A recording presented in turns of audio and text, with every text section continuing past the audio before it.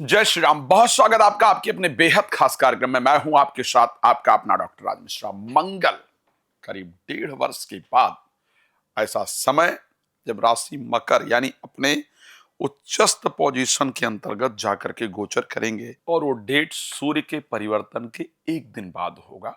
वो डेट होगा 15 जनवरी 2025। एक तो बहुत शानदार संयोग पंचमेश का और काल पुरुष की राशि के पहले राशि पहली राशि के स्वामी मंगल का। अपने आप में ये दोनों संयोग बहुत शानदार परिस्थितियों को लेकर के आता है, लेकिन आपके जीवन पर इसका क्या परिवर्तन होगा, क्या प्रभाव पड़ेगा, क्या 1.5 साल बाद आकर के मंगल का उच्चस्थ होना आपके जीवन को बदल देगा, इस विषय पर हम चर्चा करेंगे। लेकिन सबसे पहले आपको जानकारी दे देता हूं। यदि आप श्री राम कथा, श्रीमद् भागवत कथा, श्री शिव महापुराण कथा मेरे द्वारा चाहते हैं अपने क्षेत्र में आयोजन करवाना, तो आप उसके लिए प्लीज हमारे साथ संपर्क कर सकते हैं, करवा सकते हैं, देश में विदेश में कहीं भी।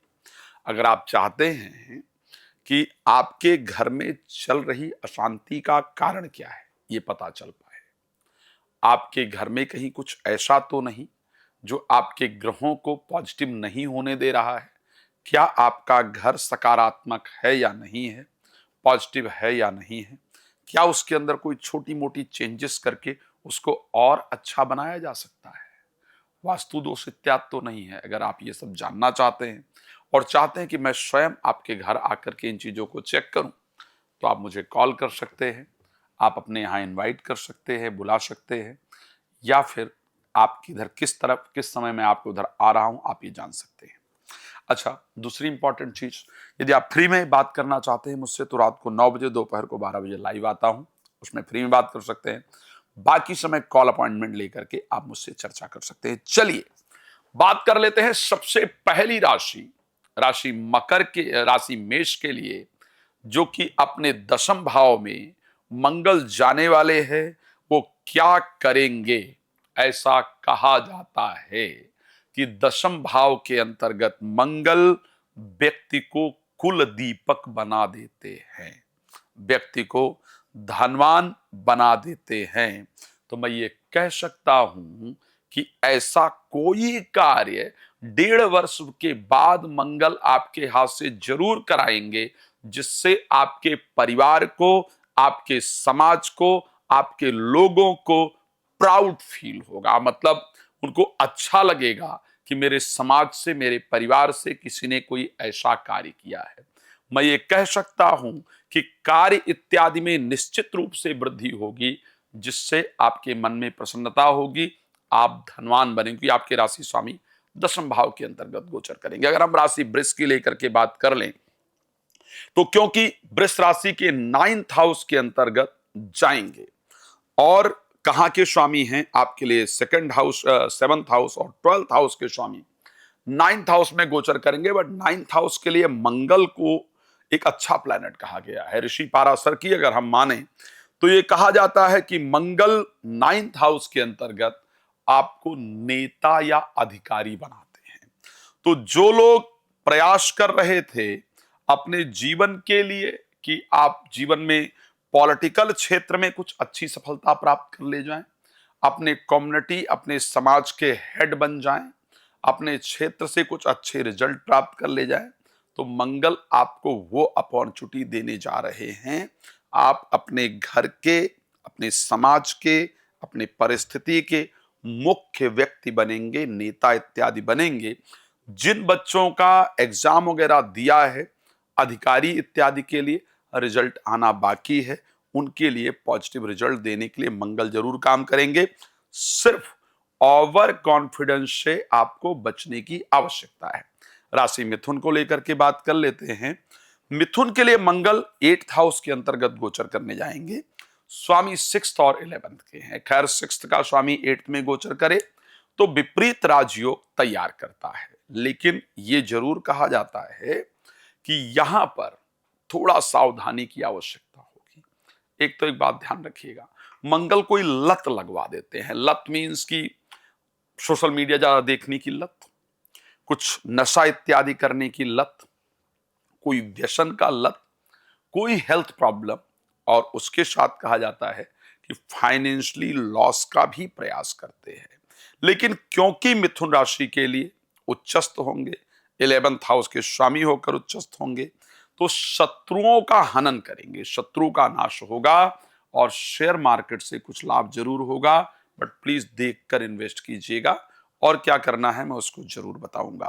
राशि मकर, 7th हाउस में गोचर और 10th हाउस के और 5th हाउस के स्वामी का एग्जॉल्टेड होना, मैं कह सकता हूं कि प्रोफेशनल लाइफ में जो रिजल्ट अभी तक चाहिए था, जिसके लिए एफर्ट किया जा रहा था, वो रिजल्ट आपको मंगल देने जा रहे हैं। एक इंपॉर्टेंट पोजीशन आपको मंगल देने जा रहे हैं। बच्चों की तरफ से कुछ ऐसा किया जाएगा जिससे आपके मन में प्रसन्नता जरूर प्राप्त होगी। बच्चों की तरफ से कुछ ऐसा प्राप्त जरूर किया जाएगा जिससे आप प्राउड जरूर फील करेंगे। लेकिन एक चीज जरूर कहा जा सकता है, जीवन साथी के अंतर्गत ईगो, अहंकार आने से या उनकी कुछ बातें इस प्रकार की होंगी, जो कह रहा हूं उसको नोट कर लीजिएगा, जिससे आपका दिल हर्ट होगा।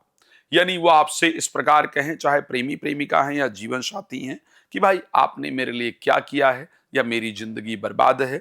इस प्रकार के कोई शब्द जो आपके दिल को बहुत ठेस पहुंचाएंगे, ये जरूर करने वाले हैं। चलिए बात कर लेते हैं राशि सिंह को लेकर जल्दी जल्दी, जहां पर छठे भाव के अंतर्गत गोचर करेंगे मंगल। और ये कहा जाता है छठे भाव में मंगल शत्रु हंता बना देते हैं, बलवान बना देते हैं, अधिकारी इत्यादि बनाते हैं। जो शत्रु अभी तक आपको परेशान कर रहे थे ना, नुकसान करने की कोशिश कर रहे थे, सता रहे थे, षड्यंत्र कर रहे थे, उनको परास्त करने की जो पावर है वो मंगल आपको देने जा रहे हैं। तो मैं ये कह सकता हूं कि सिंह राशि के लिए इवन भाग्य स्थान के स्वामी होकर, चतुर्थ हाउस के स्वामी होकर के छठे भाव में गोचर करेंगे, लेकिन आपके भाग्य की जागृति होगी। प्रॉपर्टी इत्यादि से रिलेटेड जितनी प्रॉब्लम्स चल रही थी उनको आप सॉल्व कर पाएंगे। जो दुश्मन अभी तक आप पर हावी थे, उन पर आप हावी हो पाएंगे। अगर बात कर ले हम राशि कन्या को लेकर के, 5th हाउस के अंतर्गत एग्जॉल्टेड मंगल का गोचर करना, उच्चस्थ मंगल का गोचर करना, एक तो सबसे पहले कॉन्फिडेंस लेवल में वृद्धि होगी, एंजाइटी, फोबिया इत्यादि खत्म होगा, पुरानी सोच जो चल रही है वो दूर होगी, इसमें कोई दो राय नहीं है। लेकिन पेट से रिलेटेड कुछ प्रॉब्लम जरूर हो सकती है। प्लीज बाहर का खाना इत्यादि अवॉइड कीजिएगा, ध्यान रखिएगा। ये मैं निश्चित कह रहा हूं और ये देखने को मिलेगा मंगल के परिवर्तन से अगले 45 दिन के अंदर पेट से संबंधित समस्याएं आपको जरूर परेशान करें। इस प्रकार का योग आपकी राशि के अंतर्गत दिख रहा है। राशि तुला की बात कर लेते हैं, जहां पर सप्तमेश और द्वितेश होकर के मंगल 4th हाउस में गोचर करेंगे। यानी जीवन साथी के माध्यम से आपके प्रॉपर्टी से रिलेटेड चल रहे बहुत दिन के मामले खत्म होंगे, प्रॉपर्टी इत्यादि की प्राप्ति होगी। दिल में जो एक इच्छा थी, जो एक कामना थी, वो मंगल आपकी पूरी कराएंगे, आपके लिए फायदेमंद होगा। वाहन इत्यादि सावधानी से चलाइएगा, चोट इत्यादि का योग है। ऐसा कहा जाता है कि मंगल आपको प्रवासी बना देते हैं, कृषक बना देते हैं 4th हाउस के अंतर्गत। तो जमीन वगैरह अगर कोई दिक्कत चल रहा था, लेना होना था, तो मिल जाएगा। विदेश यात्रा इत्यादि यदि आप करना चाह रहे थे, चाह रही थी, मंगल वो आपको देंगे। नौकरी इत्यादि में जो अपमान हुआ था वो आपका खत्म होगा, मतलब जो अपमान हुआ था उस अपमान का बदला आप ले पाएं, या जिन्होंने अपमान किया था उनको आप परेशान होते हुए देख पाएंगे, ये मैं निश्चित रूप से आपके लिए कह सकता हूं। राशि वृश्चिक की बात करेंगे, 3rd हाउस के अंतर्गत मंगल बहुत अच्छे प्लैनेट माने जाते हैं। ऐसा कहा जाता है ऋषि पाराशर के द्वारा, त्रिखड एकादशे राहु, त्रिखड एकादशे भौमा, त्रिखड एकादशे शनि, सर्वारिष्ट विचिंतये। 3रे भाव के अंतर्गत मंगल सभी अरिष्टों से निवारण करने वाले होते हैं।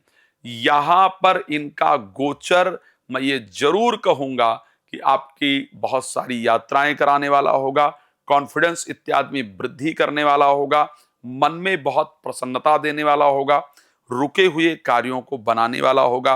बट भाई बहन या उनके जैसे लोग कुछ शत्रुता करें, इस प्रकार का योग है।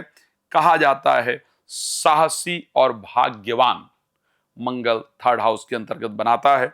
मेरी दृष्टि में अगर कहा जाए तो मैं राशि वृश्चिक के लिए बेहतर कहूंगा। राशि धनु की जब बात करें, 2nd हाउस में पंचम भाव के स्वामी का गोचर करना, द्वादश भाव के स्वामी का गोचर करना, इसमें कोई दो राय नहीं है कि अपने बुद्धि के इस्तेमाल से पैसा अत्यधिक देने वाला होता है। फाइनेंस की जो पोजीशन है वो निश्चित रूप से आपकी बेहतर होगी, लेकिन ये भी कहा जाता है कि आपको अपनी लैंग्वेज पर कंट्रोल रखना होगा। मंगल सेकंड हाउस के अंतर्गत कटुभाषी बना देते हैं। लैंग्वेज पर कंट्रोल ना करने से, क्रोध अत्यधिक उत्पन्न होने से धन की हानि होती है। आंखों में और कान में कुछ प्रॉब्लम होने का योग रहेगा, तो कृपया अपने हेल्थ को प्लीज ध्यान दीजिएगा। बात कर लें राशि मकर की लेकर के, जहां पर मंगल एग्जॉल्टेड हो जाते हैं, तो यहां ऐसा कहा जाता है, एक बात जरूर कहना चाहूंगा, क्योंकि यहां मंगल एग्जॉल्टेड होंगे, 4th हाउस और 11th हाउस के स्वामी होंगे। एक तो प्रॉपर्टी से रिलेटेड जितना विवाद चल रहा था वो सॉल्व होगा। आप कोई प्रॉपर्टी बेशक देखने ही जाएं, वैसे तो मैं कहूंगा कि आप प्रॉपर्टी खरीदने जाने वाले हैं, जाने वाली हैं, न जाएं तो बेशक देखने ही जाएं, लेकिन प्रॉपर्टी से रिलेटेड कोई काम आपका जरूर मंगल बनवाएंगे। आप जिस चीज को डिजर्व करते थे, करती थी, उसके लिए बहुत दिन से प्रयास कर रहे थे, वो आपको मंगल जरूर दिलवाएंगे। आपका अगर पैसा वगैरह किसी ने ले लिया था, दे नहीं रहे थे, धन आएगा ही आएगा, ये मैं कह सकता हूं। लेकिन दो तीन चीजें इंपॉर्टेंट है। कहा जाता है कि मंगल जब लग्न में यानी फर्स्ट हाउस के अंतर्गत गोचर करते हैं, आपकी राशि में गोचर करते हैं, तो फिर क्रोधी बना देते हैं। उस पर आपको कंट्रोल करना होगा। व्यापार में इंपॉर्टेंट डिसीजन लेते वक्त बहुत सोचना होगा। व्यापार में हानि का काम करते हैं। और एक बात और, चेहरे पर चाहे कोई दाना ही निकले जिसका निशान रह जाए, क्योंकि मंगल चेहरे पर निशान भी पैदा करते हैं। इस प्रकार की परिस्थिति है। खैर, भगवान आपको प्रसन्न रखें, ये मेरी शुभकामना आपके लिए है। मेरी सबसे पसंदीदा राशि कुंभ, जहां पर मंगल 12th हाउस के अंतर्गत जाएंगे। आपके लिए आखिर कैसा होगा, मेरे लिए बहुत इंपॉर्टेंट है कि मैं जानकारी दूं आपको।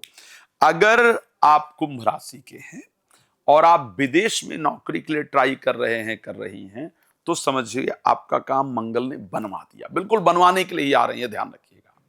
अगर आप विदेश में सामान, अपना बिजनेस है उसको विदेश में बढ़ाना चाहते हैं, तो समझ लीजिए मंगल ने आपका काम बना दिया। यही करने आ ही रहे थे। भाई बहन आपसे दूर जाएं, या विदेश में कोई भाई बहन रह रहे थे और उनका काम नहीं बन रहा था, तो मंगल उसको बनाने आ गए हैं। कोर्ट कचहरी से रिलेटेड जो मामले आपके लिए हैं, वो सॉल्व करा करके उसका पॉजिटिव रिजल्ट आपको मंगल देने आ रहे हैं। ये पॉजिटिव पॉइंट है। लेकिन ये कहा जाता है मंगल आपके जीवन साथी से लड़ाई कराते हैं 12th हाउस में, या फिर जीवन साथी को कष्ट देते हैं। तो थोड़ा सा जीवन साथी को लेकर के ध्यान रखिएगा, प्रॉब्लमैटिक परिस्थिति पैदा करते हैं। ये कहा जाता है कि बेकार का नुकसान 12th हाउस में मंगल कराते हैं।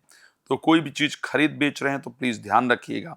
और आंखों में पीड़ा, लालरी इत्यादि, आंखों में कुछ लग जाए, चोट इत्यादि लगे, आंखें लाल हो जाएं, इन्फेक्शन इत्यादि हो जाए, इस प्रकार की परिस्थिति मंगल देते हैं। तो प्लीज आंखों को लेकर के सावधान रहिएगा।